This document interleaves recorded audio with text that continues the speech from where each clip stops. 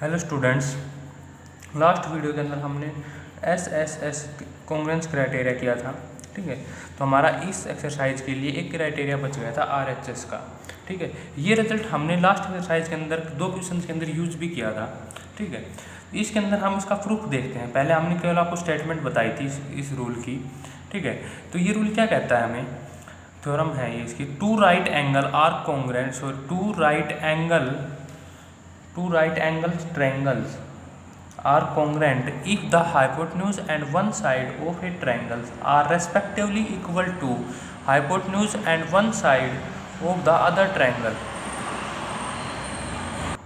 ठीक है, of the other triangle, यानी कि हमारे पास कोई भी 2 राइट एंगल ट्रायंगल हैं, वे कॉन्ग्रुएंट होंगी तब इफ़ यदि हाइपोटेन्यूज एंड वन साइड, यानी उनकी एक तो हाइपोटेन्यूज हो जाए और एक side of a one triangle, एक ट्रायंगल की, are respectively equal to hypotenuse and one side of the other triangle. ठीक है, यदि हम एक ट्रायंगल की बात करें, हम यहाँ पे फिगर बना लेते हैं। ठीक है, मैं यहाँ पे फिगर बना दी है इस प्रकार से, ए बी सी, बी हमारा क्या है यहाँ पे राइट एंगल ट्रायंगल है। ठीक है, ए बी सी, एक ट्रायंगल है हमारे पास इस प्रकार से। ठीक है, ये भी हमारे पास राइट एंगल ट्रायंगल है, डी ई एफ। ठीक है, तो इसकी हाइपोटेन्यूज इस ट्रायंगल की हाइपोटेन्यूज की इक्वल हो जाए और इसकी एक साइड, यानी कि ये हमारे पास बी सी, हमने बेस ले लिया है, ये बेस हम परपेंडिकुलर भी ले सकते हैं। ठीक है, यानी क्योंकि वन साइड की बात कर रहा है। ठीक है, यदि हमने हाइपोटेन्यूज तो हमारी रहेगी ही रहेगी हर केस में, क्योंकि हमने यहाँ पर हाइपोटेन्यूज लिखा है, उसके बाद लिखा है वन साइड। उस वन साइड को हम यहाँ से ये साइड ले सकते हैं या फिर ये साइड को, हमने ये साइड चूज कर ली है। ठीक है, हमें प्रूव क्या करना है, हमें प्रूव करना है। ठीक है, पहले तो हमारे पास गिवन क्या है, गिवन लिखेंगे two right angle triangle A B C and D E F. ठीक है, जिसके अंदर हमारे पास क्या है, ए सी इजकल टू में डी एफ। ठीक है, and B C is equal to में ई एफ। ठीक है, और हमारे पास एंगल बी इजकल टू में एंगल ई, दोनों क्या है 90 डिग्री। हमें प्रूव क्या करना है, हमें प्रूव करना है कि ये दोनों ट्रायंगल्स क्या हो, कॉन्ग्रुएंट हो। टू प्रूव करना है triangle A B C congruent to triangle D E F. ठीक है, इसके लिए हम प्रूफ करने हमें प्रूव करना है ट्रायंगल ए बी सी, जो हमारे पास ये ट्रायंगल हम लेके चलें ए बी सी और डी ई दोनों क्या है, कॉन्ग्रुएंट, ये हमें प्रूव करनी है। ठीक है, इससे पहले हम क्या कर लेते हैं, प्रूव करने के लिए कंस्ट्रक्शन कर लेते हैं। ठीक है, कंस्ट्रक्शन।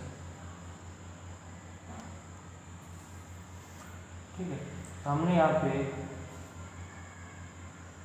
कंस्ट्रक्शन कर ली है। कंस्ट्रक्शन को हमें क्या करना है, हमें इस जो डी ई को ई पॉइंट तक क्या करना है, प्रोड्यूस करना है।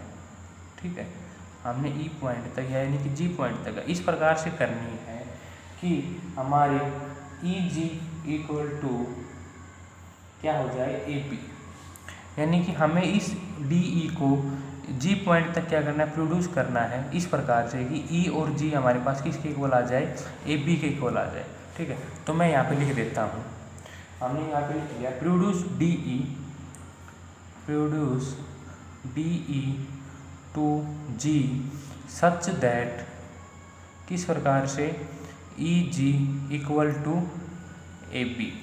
ठीक है, ये हमने प्रोड्यूस कर लिया है ए बी तक, एंड ज्वाइन जी एफ, हमने इसको क्या कर दिया, ज्वाइन कर दिया है, and join G F.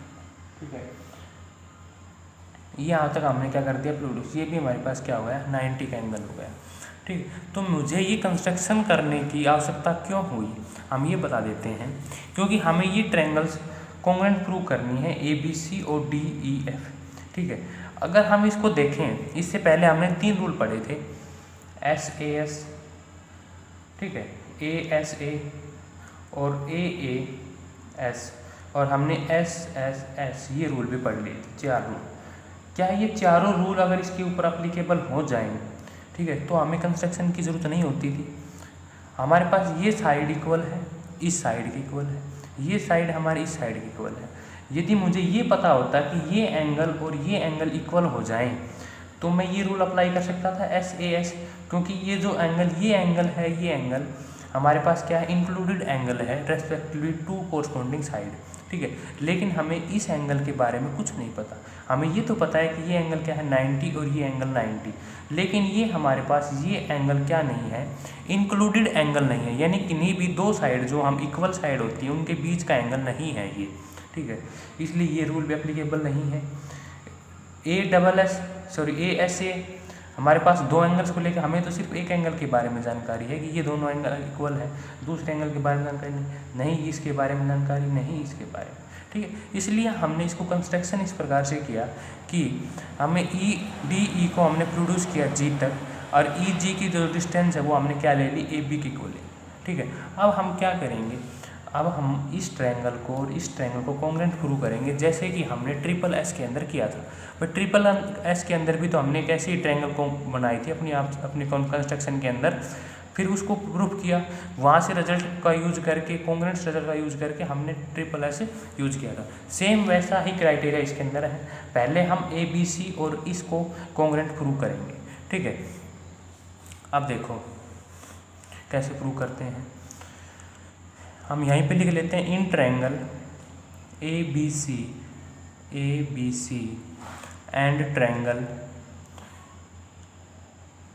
EGF, ठीक है भाई। AB हमारे पास किसके इक्वल हो गया, EG के, बाय कंस्ट्रक्शन, ठीक है, बाय कंस्ट्रक्शन, क्योंकि हमने इक्वल लेके चले हैं। एंगल B इजकल टू में एंगल ये वाला E लगा लो इस ट्रायंगल के लिए, ये 90 है क्योंकि ये 90 है, ठीक है।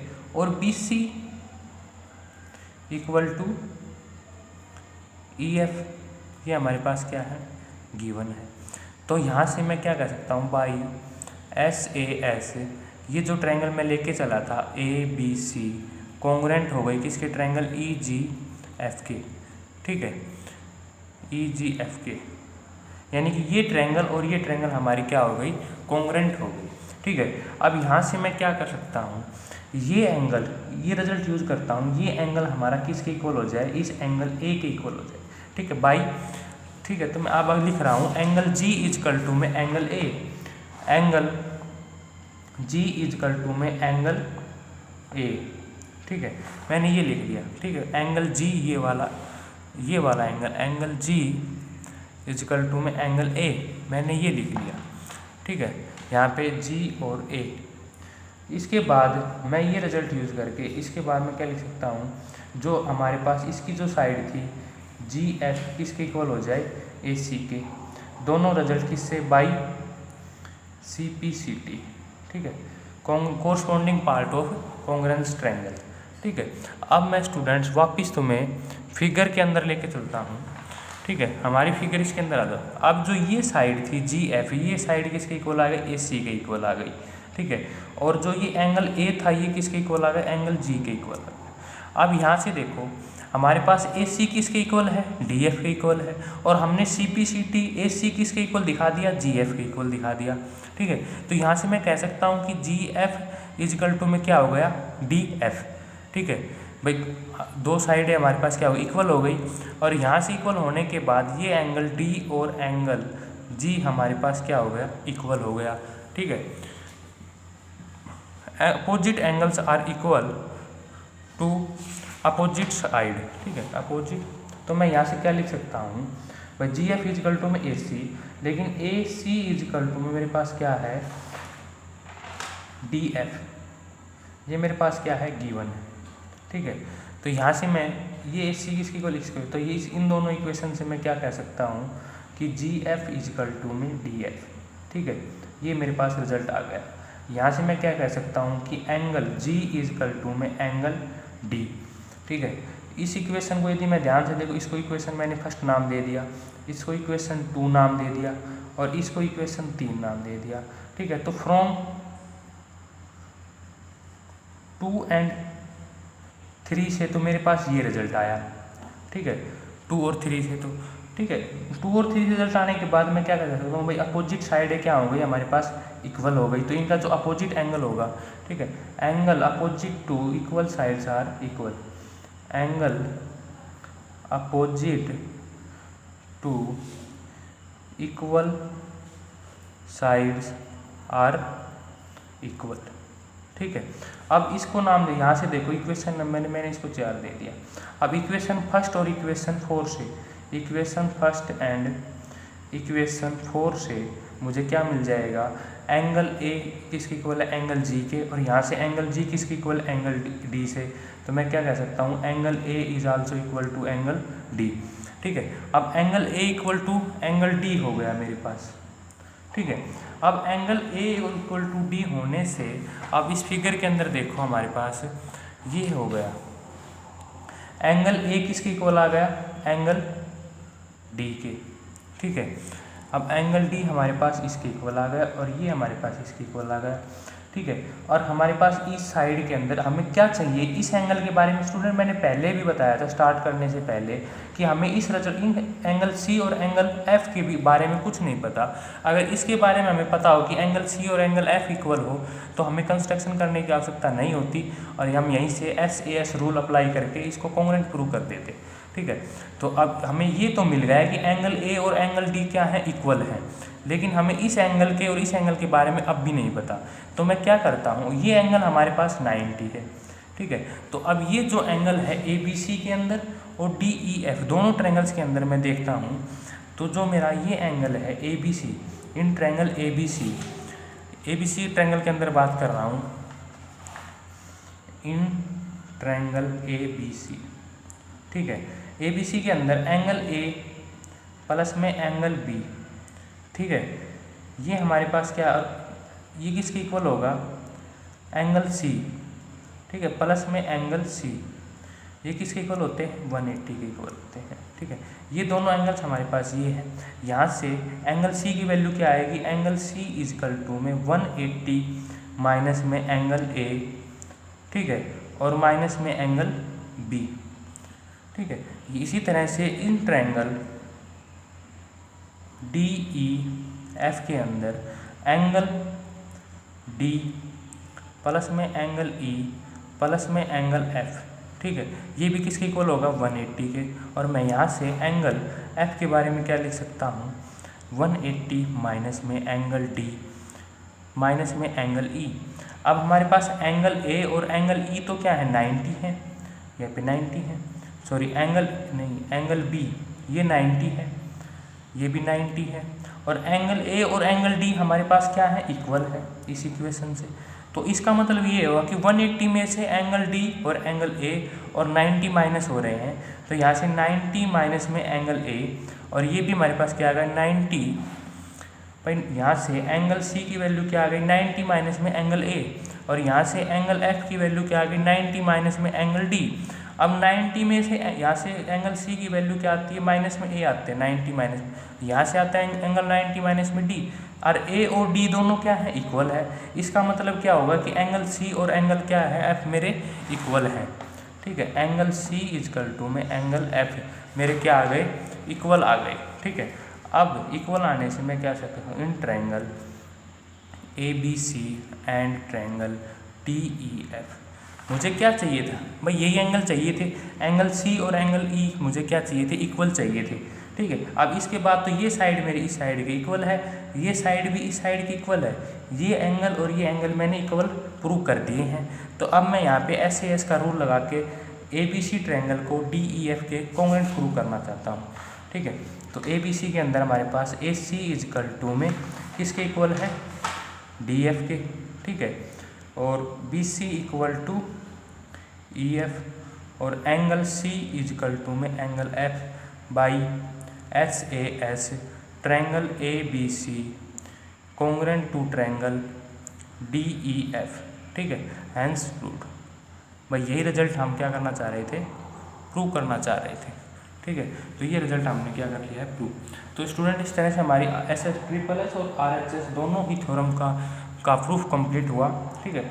अब हम एक्सरसाइज पे चलते हैं, ठीक है। तो एक्सरसाइज स्टार्ट करते हैं, एक्सरसाइज 3।